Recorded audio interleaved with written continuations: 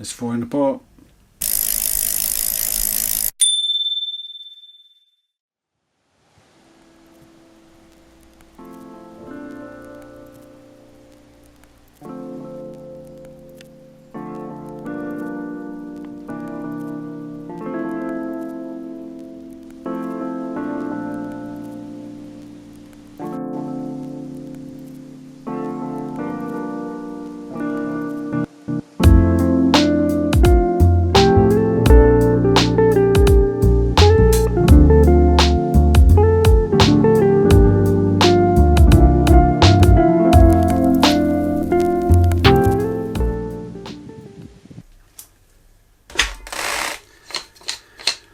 Well, thank you for tuning in again. I am so overwhelmed with my first video's responses and all your comments, the recommendations, the pointers, all the interaction. I was super chuffed with my first video, so thank you so much for that. I'm going to get straight on with it and go with this GT Timberline. Now, dare I say this, back in the day when these came out, I can actually remember them. And I didn't really like GTs. I thought they looked a little bit cheap. But like everything in life, as you mature, as you get older, and you appreciate the finer things in life, they really are completely unique with this triple triangle frame at the back.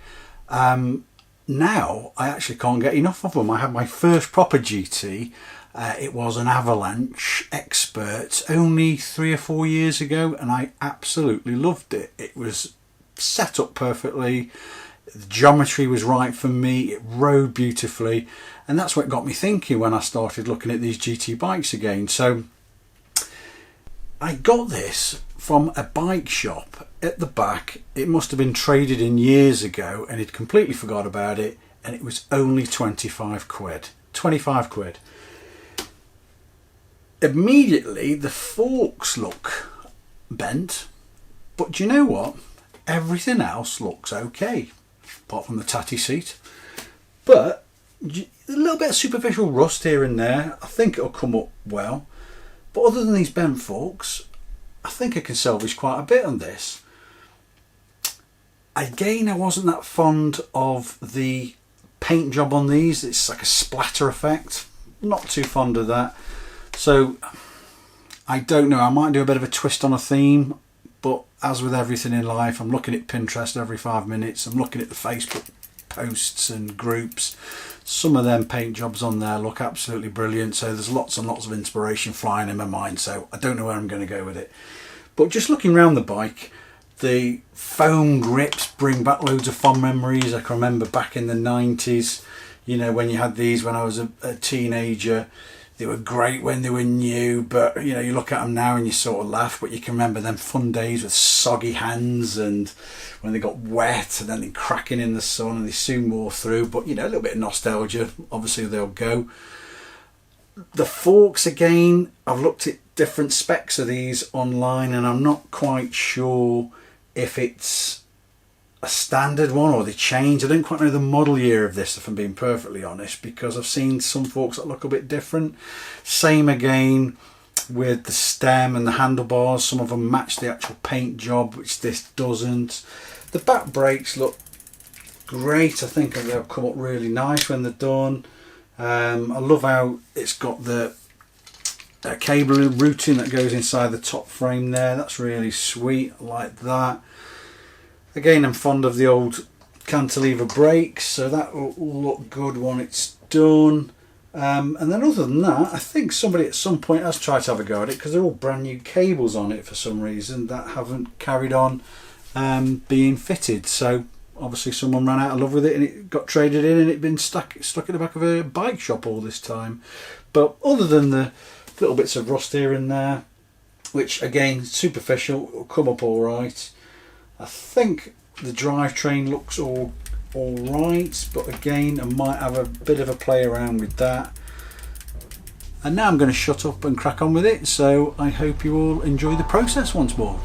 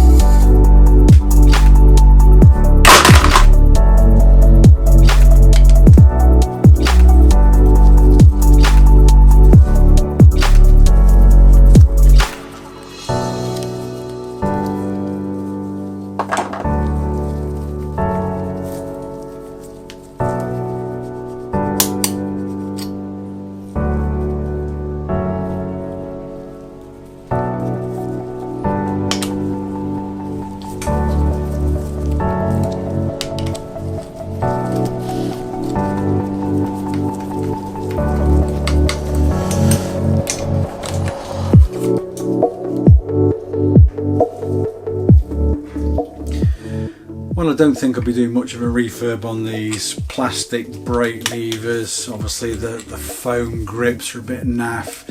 The shifters are all built into these brake levers anyway, but yeah, it's a good excuse for an upgrade, isn't it? It's falling apart.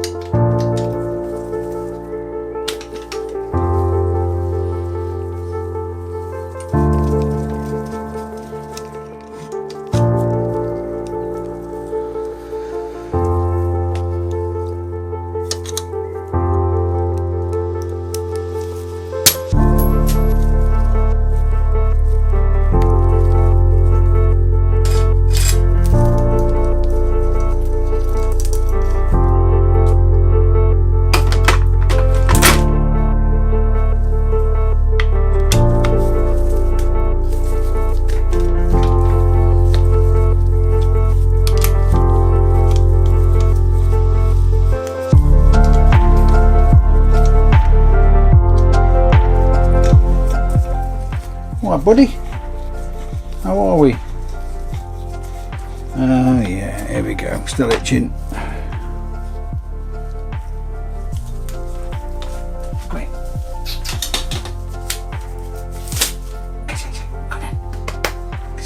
Come on. Good boy. Say cheese. Good lad.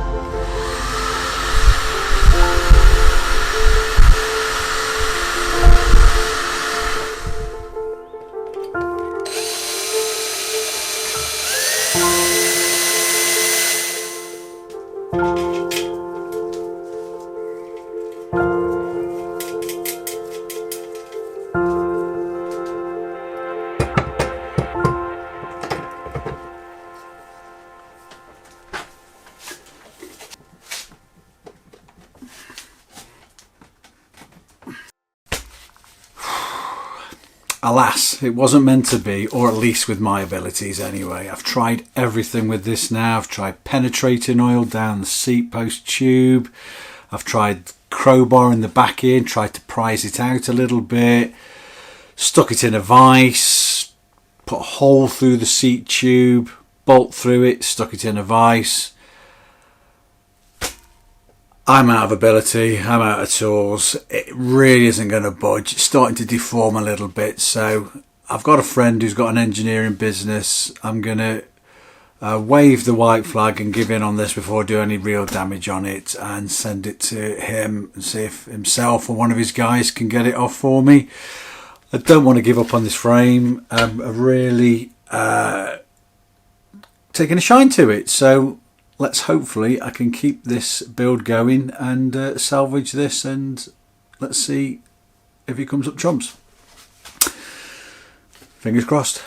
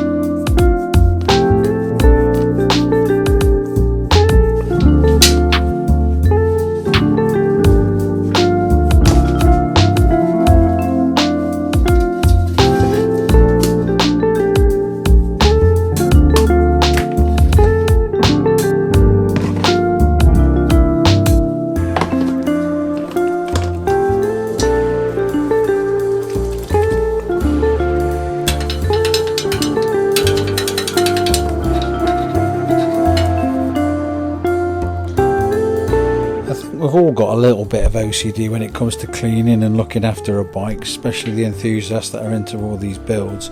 But good lord, look at the difference there. How dirty and how it is when it comes up with just a mild little bit of elbow grease. They look brand spanking new. Absolutely chuffed to bits with that. Looks fab.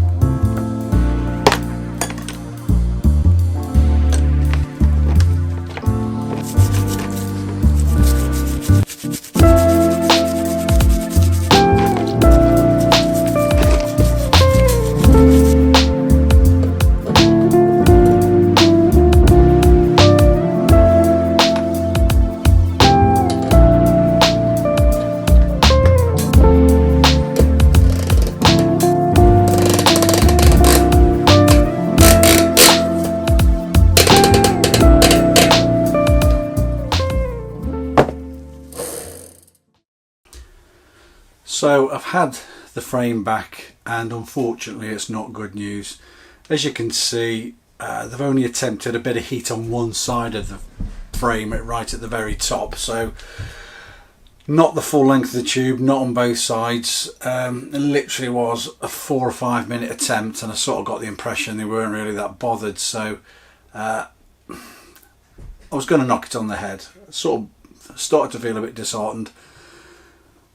As it happened, I found another frame. Very cheaply on eBay. A lovely fella called Adam up in York. Knew lots and lots and lots about GTs. Found out that this original frame, really, all the parts have been taken off as well. Aren't the original parts on there. Some of the group set is correct. Some parts aren't. So it has been a bit of a Triggers broom. If you don't know what Triggers broom is, Google it. It's only fools and horses gag. You'll understand what I mean. So I'm not going to give up on this frame. He did give me another little tip to try and get this out, which I'm going to try. I've never come across one that sees like this before.